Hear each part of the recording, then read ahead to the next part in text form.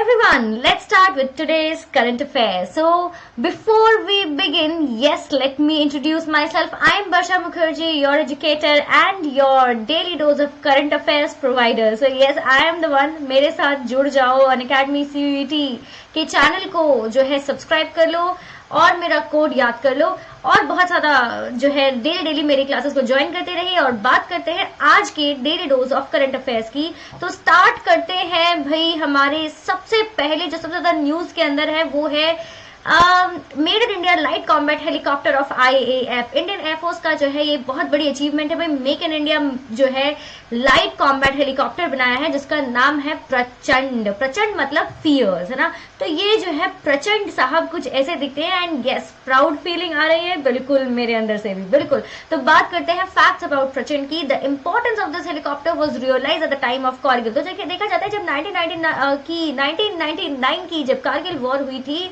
तब उस समय हमें ऐसा रियलाइज हुआ कि हमें कुछ एक ऐसा हेलीकॉप्टर चाहिए जो कि साइज में भी छोटा हो और जो है लाइट कॉम्बैट हो और हाई ऑल्टीट्यूड एरियाज के अंदर जल्दी इजीली लैंडिंग और टेक ऑफ कर सके। और इस तरह के एयरक्राफ्ट की, इस तरह के हेलीकॉप्टर की हमें उस वक्त उस वॉर में बहुत कमी महसूस हुई और इस वजह से जो है हमने ऐसे एक हेलीकॉप्टर पे काम करना शुरू किया। जो है ये जो हेलीकॉप्टर है प्रचंड, ये हिंदुस्तान एरोनॉटिक्स लिमिटेड ने डेवलप किया है। सबसे ज्यादा इंपॉर्टेंट ऐसे सवाल ही एग्जाम में आते हैं और देखा जाता है कि इंडिया के पास फिलहाल 15 LCH हेलीकॉप्टर्स हैं जो कि अक्वायर किए गए हैं। उनमें से 10 हेलीकॉप्टर्स को इंडियन एयरफोर्स को दिया गया है और बाकी के 5 इंडियन आर्मी को दिया गया है। तो देखा जाता है कि बड़ी ही एक्टिवली जो है इस तरह के प्रिपरेशंस इंडिया के अंदर जो है हमारे डिफेंस स्ट्रेटेजीज बड़ी ज्यादा स्ट्रेंथन होने लगे हैं। अब देखते हैं कुछ important and interesting facts about Prachand. The only attack helicopter in the world that can land and take off at an altitude of 5000 metre. तो देखा जाता है, जाहिर सी बात है, इंडिया सबसे ज्यादा हाईएस्ट माउंटेन रेंजेस हैं और हमारे पास जब लद्दाख के कारगिल के एरियाज के अंदर जब वॉर हुई तो ऐसे रेस्क्यू ऑपरेशंस या फूड ऑपरेशंस या क्विक मूवमेंट ऑफ जो आर्मी है उसके लिए इस तरह के हेलीकॉप्टर्स हमारे पास नहीं थे जो वॉर के लिए भी बहुत अच्छे हो। और ये इंडिया वर्ल्ड के पहले और ओनली ऐसे हेलीकॉप्टर्स हैं जो कि 5000 से ज्यादा के एलिवेशन के ऊपर टेक ऑफ या लैंड कर सकते हैं। LCH Prachand is fitted with 5.8 tonne 2 engine named Shakti. तो देखा जाता है कि ट्विन इंजन है इस हेलीकॉप्टर की जो कि 5.8 टन की है जिसका नाम शक्ति है। Primary design for deployment in high altitude. तो सबसे ज्यादा फोकस जो है हाई ऑल्टीट्यूड एरियाज के ऊपर रखा गया कि जो भी फंक्शन हो वो हाई ऑल्टीट्यूड के साथ जो है कंपैटिबल हो सके। इसके बाद देखते हैं it has the best steel the feature. Steel मतलब चोरी चुपके, जी बिल्कुल। साथ ही साथ armoured shield system and dark mode attack capabilities. Armour shield, तो देखो ऐसे आर्मर शील्ड बनाई गई है जिससे कि ये जो हेलीकॉप्टर है कहा जाता है कि इसके डिस्ट्रक्शन जो है उसके चांसेस को भी बहुत लेस कर दिया है। और डार्क मोड अटैक कैपेबिलिटी मतलब अंधेरे के अंदर भी हेलीकॉप्टर जो है दुश्मनों के छक्के छुड़ा सकती है। तो भाई हमारे जो दुश्मन है आप लोग जानते हैं कौन है, जो हमारे प्यारे नेबर्स है उनके लिए खुली वार्निंग है कि भाई तैयार हो जाओ क्योंकि हम तैयार है। It is crash resilient landing gear. तो इसका जो लैंडिंग गियर है वो क्रैश रेजिलिएंट है। इसका मतलब जब हम हाई ऑल्टीट्यूड पे क्विक लैंडिंग्स करेंगे तो इसके क्रैश होने के चांसेस बहुत कम होंगे। इसी वजह से it gives an added edge for better survivability. तो सर्वाइवल के चांसेस बहुत ज्यादा हैं, बहुत हाई हैं। बाकी टेक्नोलॉजीज के अंदर हम देखते हैं रडार और IR इंफ्रारेड सिग्नेचर, ये वाली चीजें भी इसके अंदर ऐड की गई हैं। इसकी स्पीड की बात करें तो भैया अलग ही शान है। तो देखा जाता है कि इसकी स्पीड जो है 268 kilometre per hour. Yes guys, 1 घंटे में 268 किलोमीटर। Range of 550 kilometre. तो इसकी जो रेंज है वो 550। अब सोच लो हमारे नेबर्स कि इस रेंज में कौन कौन से तुम्हारे शहर आ जाते हैं। चलिए आगे बढ़ते हैं। A pressurised cabin offers protection from nuclear, biological and chemical contingency. तो देखा जाता है जो इसका जो कैबिन है उसके अंदर अगर आप रहोगे तो किसी भी तरह की न्यूक्लियर या किसी भी तरह के केमिकल या बायोलॉजिकल जब कंटिजेंसीज होंगी तो आप एकदम सेफ हो जाओगे। तो ये बढ़िया चीज। मतलब देखो जो ये LCH के पायलट्स होंगे वो तो तुरंत भाग जाएंगे न्यूक्लियर जब भी कुछ नहीं, वैसे बड़े ब्रेव होते हैं हमारे फौजी लोग, है ना। अगला देखते हैं the helicopter is equipped with counter measure dispensing system that protects it from enemy radars. अब देखते हैं जो रेडार्स होते हैं वो इस तरह की इक्विपमेंट्स होती हैं जो स्काई में होने वाले उनके लिमिट के अंदर अगर कोई भी स्काई में मूवमेंट देखे जाते हैं, चाहे वो ड्रोन के हो चाहे किसी भी हेलीकॉप्टर या एयरक्राफ्ट के हो, रडार उसको कैच करके अपने कंट्री में बता देती है। लेकिन ये जो LCH है ये काउंटर मेजर करता है और दूसरे देश के रडार को पता नहीं लगेगा कि यहाँ पर LCH घूम रहा है। When it comes to weapon system, अब देखते हैं इसके पास कौन कौन से हथियार या वेपन है। 20 mm turret gun, 70 mm rocket and air to air missile system are on board। So ये जो है हमारा प्रचंड है ना, आरंभ है प्रचंड हमारा हेलीकॉप्टर, जो कि रिसेंटली इसको जो है इंट्रोड्यूस किया गया है। इसका जो बेस है वो फिलहाल राजस्थान का जोधपुर है। जी बिल्कुल।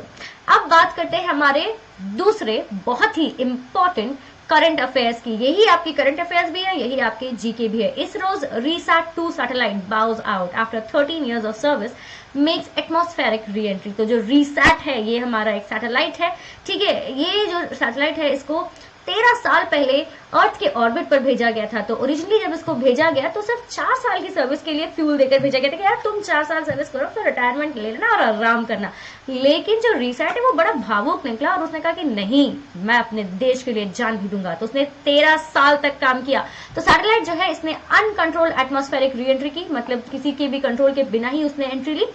और ये जो रिसैट है ये जो है ये है रेडार इमेजिंग सैटेलाइट, ठीक है। R for radar, I for imaging, SAT for satellite with multiple applications, ठीक है। और इसको जो है ऑर्बिट में डाला गया था 400 किलोमीटर अबव अर्थ। और इसकी जो क्लोजेस्ट अप्रोच थी, तो क्या होता है कई बार जब ये अर्थ को के ऑर्बिट में रहते हैं तो अर्थ का ऑर्बिट कैसा है, जनरली हम देखते हैं इलेप्टिकल हम कह सकते हैं। तो इसी के चक्कर में हमें पता चलता है कि कई बार जो ऑर्बिट के अंदर रहते रहते जो ये सैटेलाइट्स है कई बार अर्थ के काफी क्लोज हो जाते हैं और कई बार अर्थ से काफी दूर हो जाते हैं। तो जो इसका क्लोजेस्ट अप्रोच है वो 400 किलोमीटर है और जो इसका फारदेस्ट अप्रोच है वो है 550 किलोमीटर। रिसैट-2 सैटेलाइट जो है उसने 30 kg फ्यूल वो लेकर गया था। इनिशियल डिजाइन लाइफ इसकी 4 years थी जैसे कि मैंने कहा, लेकिन क्योंकि इसकी प्रॉपर मेंटेनेंस की गई ऑर्बिट के अंदर तो इसका जो है स्पेसक्राफ्ट ऑपरेशन जो है इसरो का इकोनॉमिकल यूजेज ऑफ फ्यूल किया इसने, ठीक है। और इसी की वजह से ये 13 years तक ऑर्बिट में रह पाया और हमें अपनी बहुत ही प्रीशियस सर्विसेज को दे पाया। अगली जो है हमारी बहुत ही इंपॉर्टेंट करंट अफेयर्स जो कि ऑनगोइंग है और साथ ही साथ ये जीके का भी बहुत इंपॉर्टेंट पार्ट है, COP27।